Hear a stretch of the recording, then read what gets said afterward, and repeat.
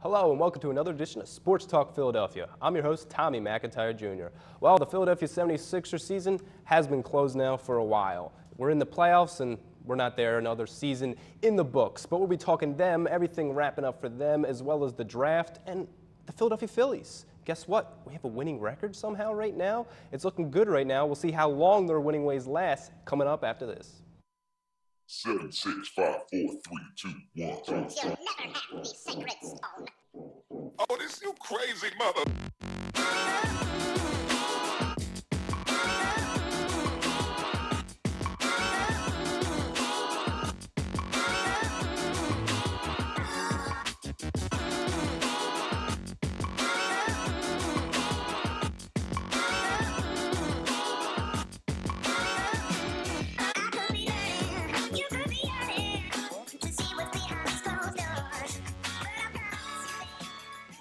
Hello and welcome back. Well, the Philadelphia 76ers, folks, another season down in the books, and we're not in the postseason. The NBA playoffs are getting close to reaching the second round, and we're not there. But we improved. I think we improved. 28 and what was that, 54, I believe, record. So better than the last 2 years combined, coming up with 10 wins the year before and then 17 before that. But let's welcome in the cast of characters I have with me today. Guys, how are you? Kevin Cook to my left, as well as Trevor Gregoric. Guys, the Philadelphia 76ers have been a team that has been on Philly fans' minds really for the past, 4 or 5 years, ever since Sam Hinkie came into town and kind of implemented that type of idea of the process. He didn't actually say it. He wasn't the guy that really said the process, I don't think. I think it kind of was put upon him by other people. But he got ran out of town. Let's not lie about it. He did. He got ran out of town for sure. They'll say he left, but obviously they brought Colangelo in, the father, then the son. Maybe, Holy Spirit. Yeah, get the whole Trinity in there. It may have been nepotism at its finest. I don't want to say that, but hey, let's not lie. But Colangelo, Brian Colangelo and the guys, what do you see going forward with this team? At least put in perspective what the season was like. Obviously, the injuries to guys like Embiid and Simmons were definitely tough. But we saw some good things from some key young players on this team this year. Yeah, well, Colangelo did a good job at exactly what we expected him to do, and that was bringing in veteran players. Some of the first moves he made was he brought in Henderson, he brought in Bayless, and then he made a great trade, probably the move of the year for the Sixers, in bringing in Ersan Ilyasova. Henderson, we didn't get enough of Bayless, sadly, but Henderson, he was a guy who he played valuable minutes for this team. He was a good defensive player, and he was able to create his own shot, which is something that the team needed badly on the offensive side of the ball. And the move that he made, bringing in Ilyasova, which was the perfect complement to a Joel Embiid, as well as a perfect teacher for somebody like a Dario Saric. That was, like I said, the move of the year for the Sixers. And I expect to see similar moves being made this year. It's a little bit scary to see how he traded away Noel for, I don't want to say next to nothing, but it's going to be, 2 second-round draft picks after Dallas didn't make the playoffs. So he's going to have to draft well for that to turn into something, and I don't know if I can trust that. But I think that it's about time that they're going to bring in what is probably considered a mid to high-level player via free agency. Okay, and that's definitely something that we've been waiting for, I guess, as a fan base, Trevor. But going back to kind of Kevin's point about what Colangelo was able to do this season, I thought that Hinkie was not able to do was bring in veteran presence, bring in guys that these young guys could look to, and Ilyasova was one of those players, as well as Henderson. So talk about what you saw from those guys. Obviously now Ilyasova was traded away, and he's still playing in the playoffs with Atlanta, but he was able to be a big influencer, especially on a guy like Embiid, who was able to kind of play well with him when he was on the floor. Yeah, definitely. With all the young talent that the Sixers have, which is clearly a lot, we needed some veteran presence just to keep them grounded. Because I feel like in the NBA or in any professional sports, as a young player, you get caught up in the hype.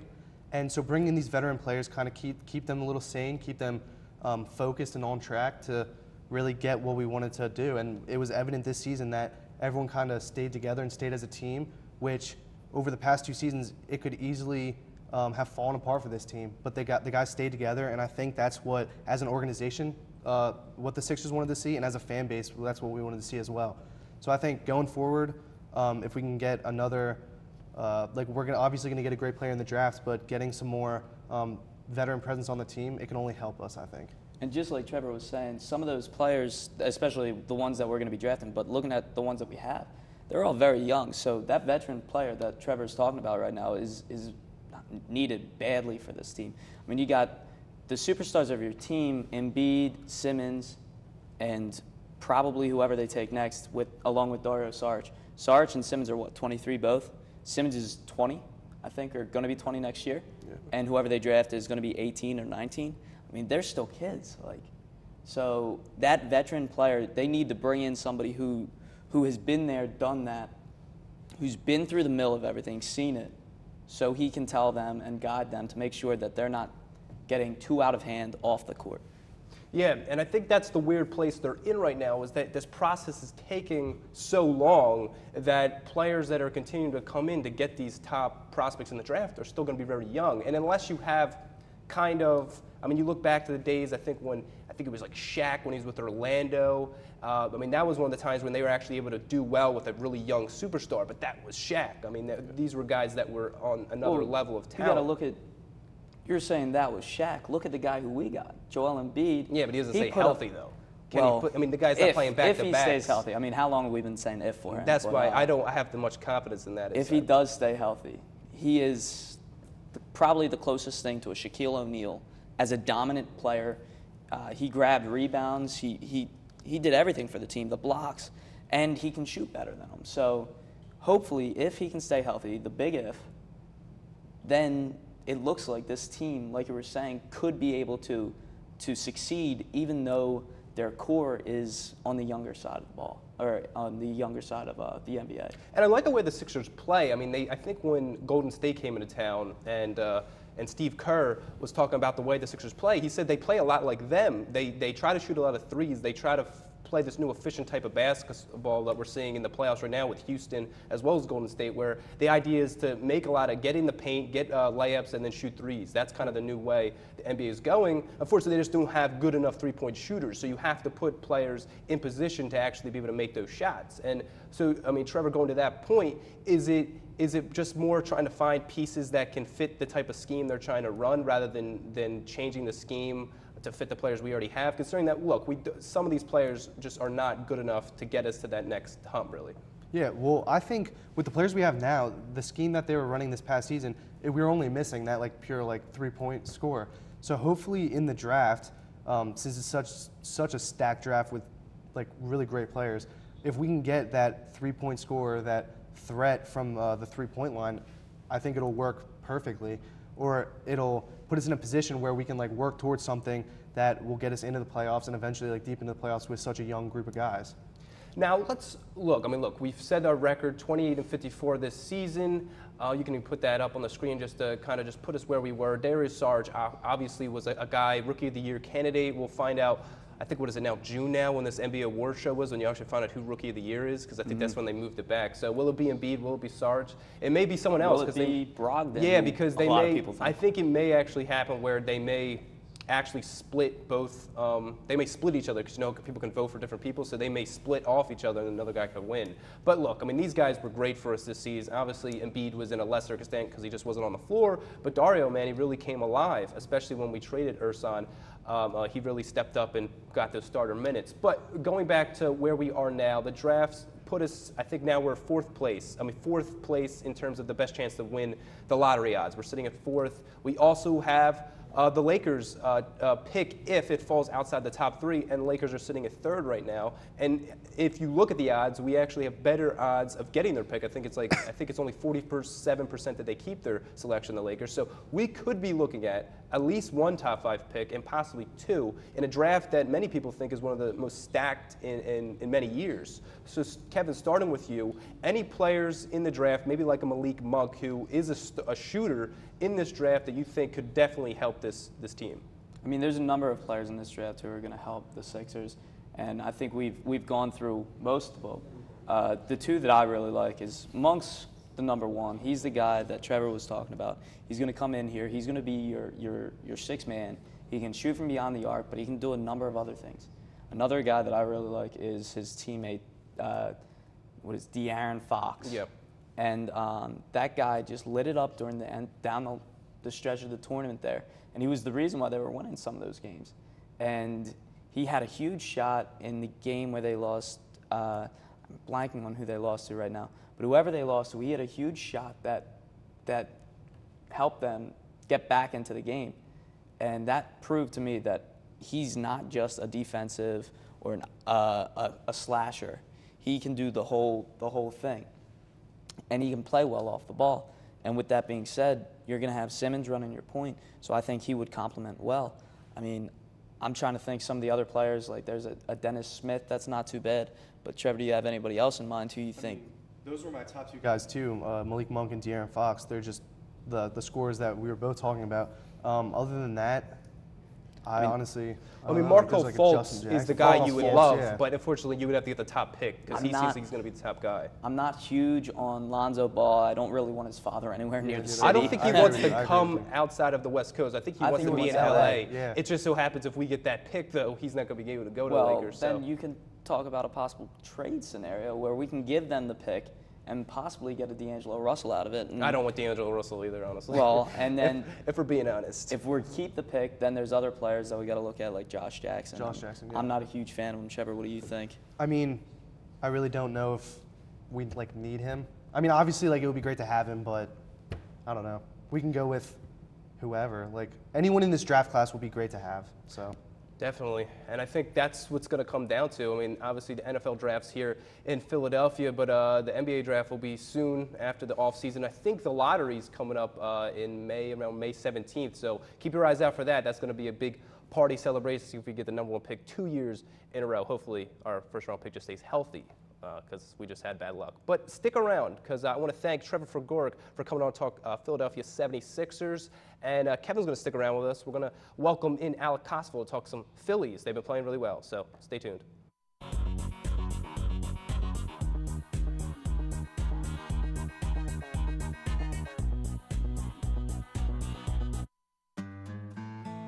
This is Kevin, and Kevin could use some kindness. Here's Ian. He could be that man.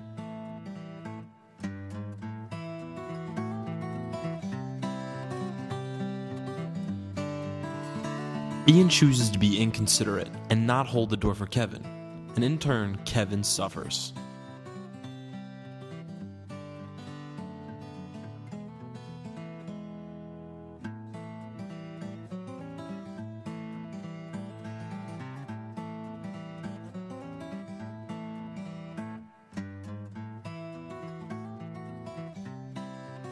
Kindness may be a choice, but doing so is always the right one. So if Ian can make the right choice, you can too.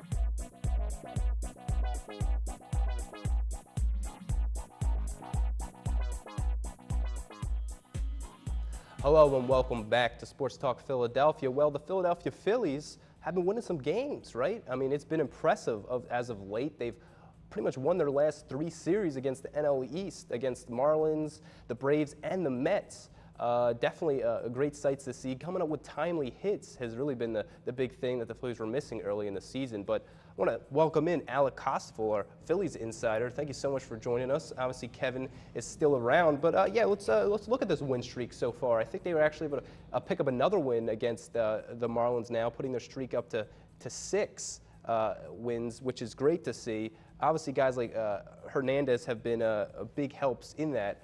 Talk about what you've seen from the Phillies as of late, Alec, because it definitely has been impressive to see some timely hits, as well as seeing a guy like Franco hit a grand slam to kind of open it up. You know he's been struggling a little. Oh, yeah. I think the biggest point of this 6-game win streak so far, it's all been against the NL East. And if you can win games against teams in your division, well, there you go. And it's great to see that you start to see players like Franco start going, Altair, taking the most advantage of Howie Kendrick's injury. Just a great sign for the Phillies. And the pitching staff's been doing well, too, once we got things figured out in the bullpen and everything and injuries sorted out. So very encouraging way to start the season. Yeah, and Kevin, talking about, some of those injuries, obviously guys have gone out, but there's players that have stepped up, and I think that's definitely a good sight to see. Talk a little about what you've seen from this offense as of late.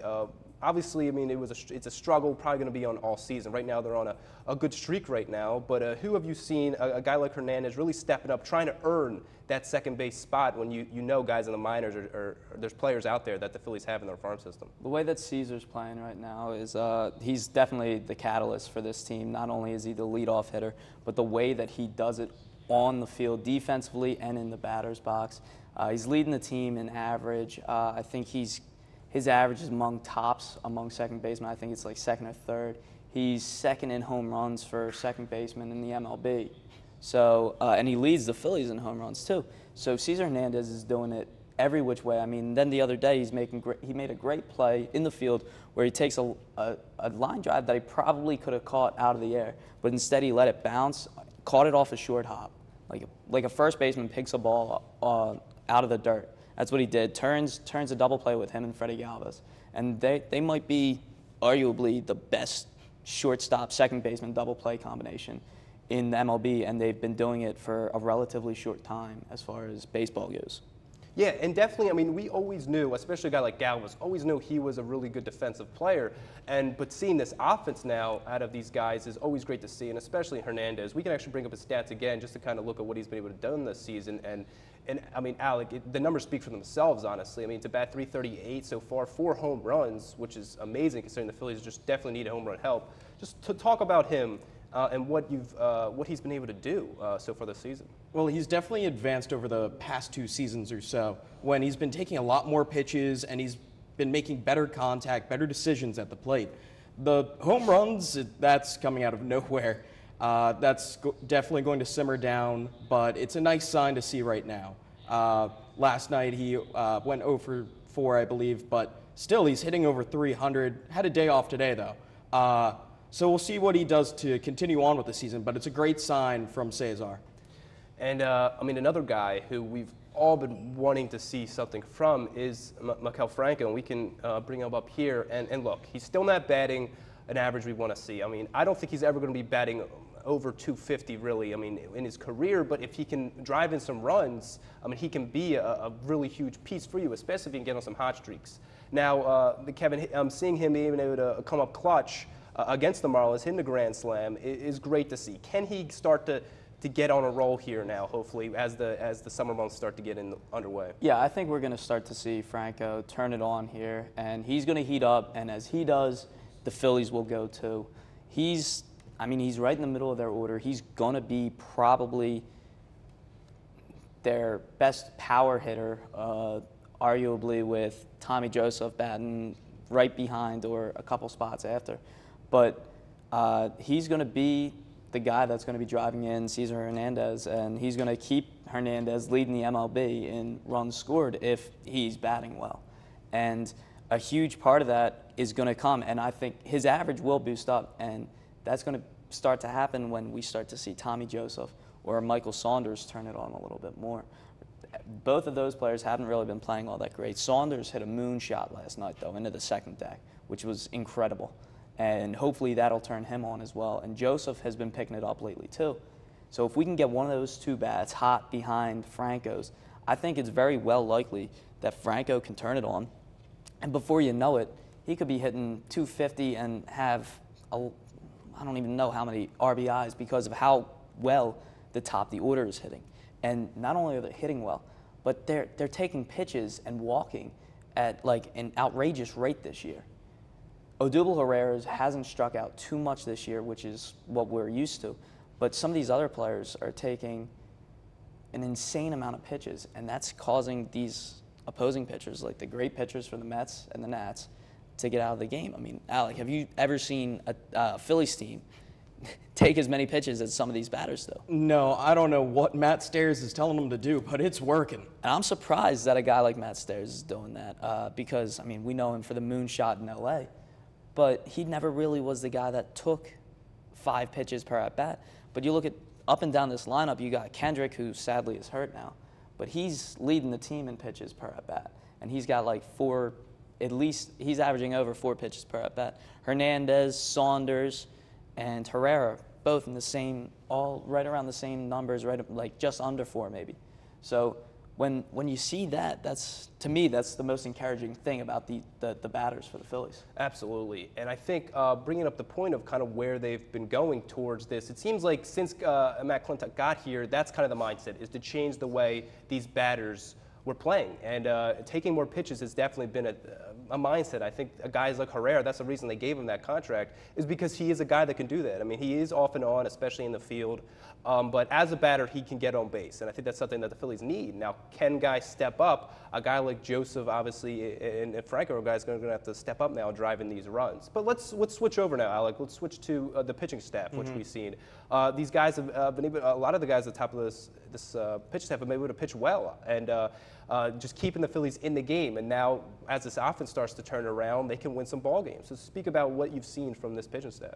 Well, we've seen a few injuries, but it's been the replacements that have done very well. Eflin stepped up, and at the beginning of the season, I'd rather have seen Eflin in that rotation than Buchholz.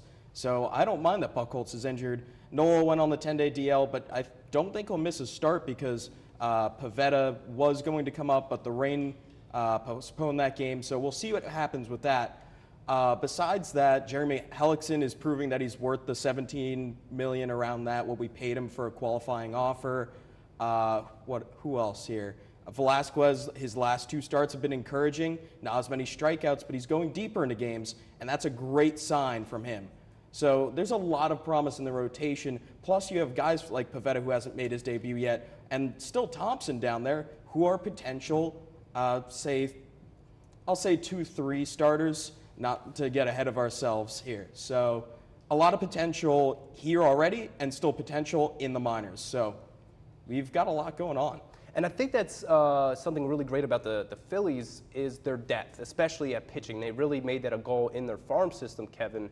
And even with, the likes of Buchholz going down, a guy that, some people just didn't even really, it was kind of a shocking sign, I would think, in the offseason when we signed Buchholz. And now, obviously, with the injury, he's going to be out for quite some time, but guys are able to step up. And I think it's definitely great to see when you have depth in your rotation. Oh, yeah. It's always nice to have a little bit of depth. And we've seen them, they have it in the field.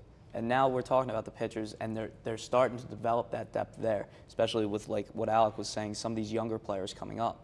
I was a little bit surprised when we acquired Buchholz, but it was for relatively cheap, and that's kind of the moves that Klentak has been making. And like Alex said, I was kind of more looking forward to seeing a younger pitcher possibly come up. But when we got him, there was potential. It's the same potential that Hellickson had last year. And we looked at it, we saw that it was a possibility to trade this guy at the deadline and acquire another young player. Sadly, since Buchholz got hurt, that's not going to happen. I don't know. He's out for a good while now, 4 to 6 months, right? Yeah, something like that. So no matter what happens, Buchholz is probably going to end up being here come the end of the season. But we get that the gem that's coming up from AAA and Eflin, or possibly another one coming up with Pivetta, like Alec was saying, or even down the line if another pitcher goes down, we still got other pitchers down there that we are excited to see pitch in the show. Yeah, and I think you have to be excited about this Philadelphia Phillies team. Look, we're sitting at 11-9, still very early in the season. We're not even in May yet, so there's going to be a lot of fingers crossed that the Phillies can continue their winning ways. But that's going to do it for Phillies talk. Let's get right into Fast Five, why not? And we're going to stick with the Phillies, though. Alec, starting with you. Now, I just mentioned they've been winning well right now, but do you see this continuing? How long? Give me an extent. Do you think this 6-game winning streak can Can this go further? Can this go to 10, or is this something that they may start to come back to reality sooner rather than later? Let's not get ahead of ourselves with 10 games. This isn't the Flyers in December here. But I could see it going to at least 8 games. And it's just if you get lucky sometimes with things like this.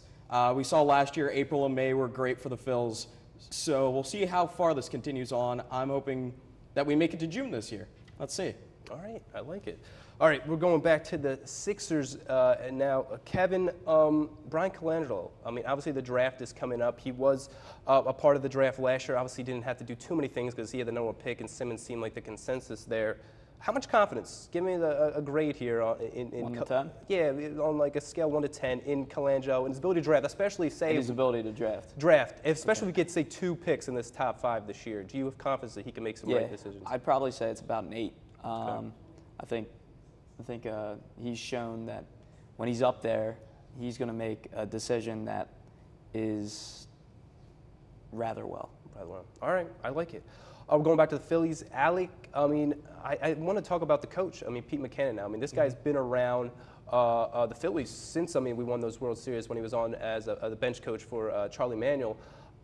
Give me a grade out of A, B, C, D, out of what you think he's been able to do these last couple seasons as the coach with this young team. I'd give him an A-. He's done very well, and he's the kind of coach that Philly needs. He's a player's coach. He's not like Ryan Sandberg, where he's really quiet and, you know, more like a Chase Utley type. But he's been really hands-on with the players. I do really like what he's been doing. A great mentality has been formed in this clubhouse from his coaching.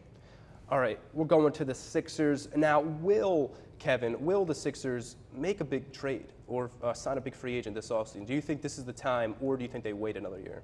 I think we're going to see a high-level player come into Philly this year, whether it's via the trade or free agency. I think we're going to see people move.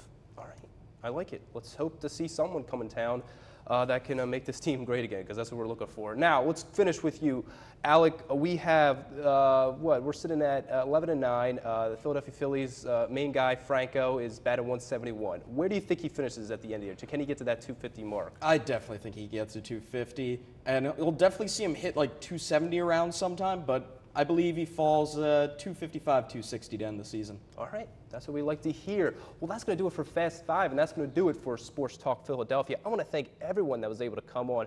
Trevor Gregoric for coming on to talk Philadelphia 76ers, Kevin Cook for sticking around for all Philly sports, and Alec Kostel for coming on to talk some Philadelphia Phillies. Well, you can check all of this on YouTube and LaSalle TV. That is our hashtag at Sports Talk LTV on Twitter. Please stay tuned for more episodes of Sports Talk Philadelphia. Catch you around.